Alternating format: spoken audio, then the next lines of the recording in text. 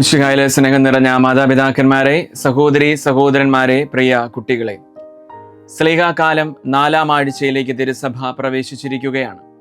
വായിച്ചു കേൾക്കുന്ന സുവിശേഷം വിശുദ്ധ യോഹന്നാന്റെ സുവിശേഷം 6-ാം അധ്യായത്തിൽ നിന്നുള്ള തിരുവചനങ്ങളാണ്. പരിശുദ്ധ കുർബാനയെ പറ്റിയുള്ള സഭയുടെ ആധികാരികമായിട്ടുള്ള പ്രബോധന രേഖയെന്ന് സഭാപിതാക്കന്മാരായ വിശുദ്ധ ജോൺ ക്രിസോസ്തവും ഇരണേവൂസും ഒക്കെ വിശേഷിപ്പിച്ചിരിക്കുന്ന സുവിശേഷ ഭാഗം.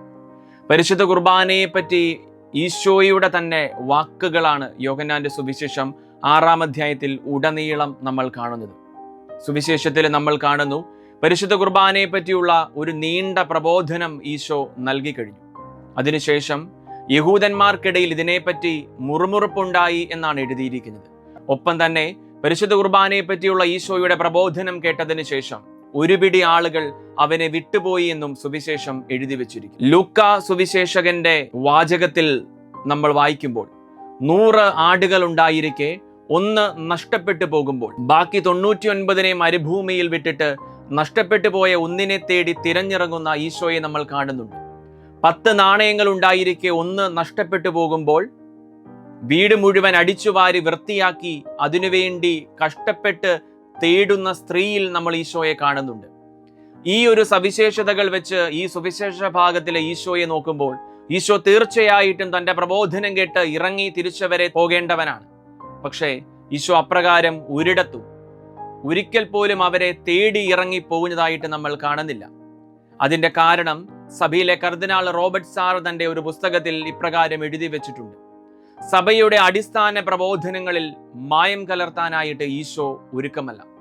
സഭയുടെ അടിസ്ഥാന പ്രബോധനമായ പരിശുദ്ധ കുർബാനയിൽ വെള്ളം ചേർക്കാനായിട്ട് നോ കോംപ്രമൈസ്. അതാണ് ഈശോയുടെ ആറ്റിറ്റ്യൂഡ്. അത് തന്നെയാണ് കത്തോലിക്ക തിരുസഭയുടെ ഈ കാലഘട്ടത്തിലും തുടരുന്ന ആറ്റിറ്റ്യൂഡ്. സഭയുടെ അടിസ്ഥാന പ്രബോധനങ്ങളായ പരിശുദ്ധ കുർബാനയെ പറ്റിയുള്ള പ്രബോധനങ്ങളിൽ, പഠനങ്ങളിൽ മായം കലർത്താൻ, വെള്ളം കലർത്താനായിട്ട് ഈശോയെ പോലെ അവൻ സ്ഥാപിച്ച സഭയും ഈ കാലഘട്ടങ്ങളിലും ഒരുക്കമല്ല. പരിശുദ്ധ കുർബാന ഈശോയുടെ തന്നെ ശരീര രക്തമാണ്. ഈശോ തന്നെ സുവിശേഷ ഭാഗത്തിൽ പറയുന്നുണ്ട്, ഇതെന്റെ ശരീരമാകുന്നു, ഇതെന്റെ രക്തമാകുന്നു. നമ്മളിൽ പലരും ഇപ്പോഴും ഒരു പലഹാരത്തിന്റെ അതേ ലാഘവത്തോടെ പരിശുദ്ധ കുർബാനയെ കാണുകയും പരിശുദ്ധ കുർബാന സ്വീകരിക്കുകയും ചെയ്യുന്നവരാണ്. ആ ചിന്താഗതിയിൽ, ആ മനോവ്യാപാരത്തിൽ മാറ്റം വരുത്തേണ്ട കാലമെത്തിയിരിക്കുന്നു. വീണ്ടും കർദിനാൾ റോബർട്ട് സാർ തന്നെ തന്റെ ഒരു പുസ്തകത്തിൽ ഇപ്രകാരം എഴുതി വെച്ചിരിക്കുന്നു, holy eucharist is not something but it is someone. പരിശുദ്ധ കുർബാന എന്നുള്ളത് കേവലം ഒരു വസ്തുവല്ല, അതൊരു വ്യക്തിയാണ്. ഈശോയുടെ തന്നെ യഥാർത്ഥത്തിലുള്ള ശരീരഭാഗമാണ് പരിശുദ്ധ കുർബാന.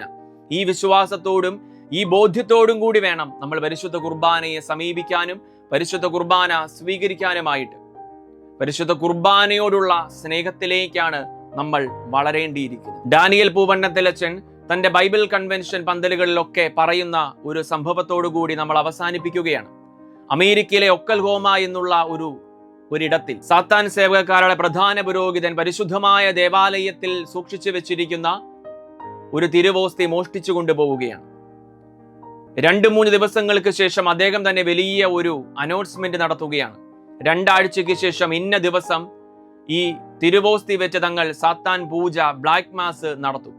ലോകമെങ്ങുമുള്ള കത്തോലിക്ക വിശ്വാസികൾ എല്ലാവരും അത് നടത്താതിരിക്കാൻ വേണ്ടിയുള്ള ദീർഘമായിട്ടുള്ള നീണ്ട പ്രാർത്ഥനകളിലാണ്. അങ്ങനെയിരിക്കെ ഒരു ദിവസം ആ നഗരത്തിലെ ഒരു 21 വയസ്സുകാരനായ ചെറുപ്പക്കാരന്റെ ഉള്ളിൽ പരിശുദ്ധാത്മാവ് തോന്നിപ്പിക്കുകയാണ്.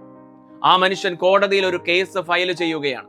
കേസ് ഇപ്രകാരമായിരുന്നു, 2000 വർഷങ്ങൾക്ക് അപ്പുറമായിട്ട് കത്തോലിക്ക തിരുസഭയുടെ കയ്യിലിരിക്കുന്ന ഒരു പ്രൈവറ്റ് പ്രോപ്പർട്ടി, അത് ഇന്ന് ഇന്ന ഒരാള് കൈവശപ്പെടുത്തിയിരിക്കുന്നു. അത് തിരുസഭയ്ക്ക് നൽകാനായിട്ട് കോടതി ഉത്തരവിട്ടു. സാത്താൻ സേവകക്കാരിലെ പ്രധാന പുരോഹിതൻ തിരുവോസ്തി ഏത് പള്ളിയിൽ നിന്നാണോ എടുത്തത് അവിടെ കൊണ്ടുവന്ന് പ്രധാന പുരോഹിതന്റെ കൈകളിൽ ആ തിരുവോസ്തി പരിശുദ്ധ കുർബാന ഏൽപ്പിക്കുകയാണ്.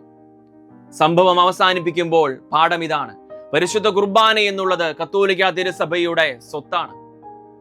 അളക്കാനാവാത്ത മൂല്യമേറിയ സ്വത്താണ്. പരിശുദ്ധ കുർബാന സഭയുടെ പ്രൈവറ്റ് പ്രോപ്പർട്ടിയാണ്. അത്രമാത്രം സമ്പത്തുള്ളതൊന്നാണ് പരിശുദ്ധ കുർബാന. മിശിഹായിൽ സ്നേഹം നിറഞ്ഞവരെ, പരിശുദ്ധ കുർബാനയെ സ്നേഹിക്കാൻ, പരിശുദ്ധ കുർബാനയിൽ പങ്കെടുക്കാൻ, പരിശുദ്ധ കുർബാന ഈശോയുടെ യഥാർത്ഥത്തിലുള്ള ശരീരരക്തമാണെന്നുള്ള ബോധ്യത്തോടെ, വിശ്വാസത്തോടെ കുർബാന സ്വീകരിക്കാനായിട്ട് നമുക്ക് സാധിക്കട്ടെ. വിശുദ്ധ നമ്മെല്ലാവരെയും സമൃദ്ധമായി അനുഗ്രഹിക്കട്ടെ.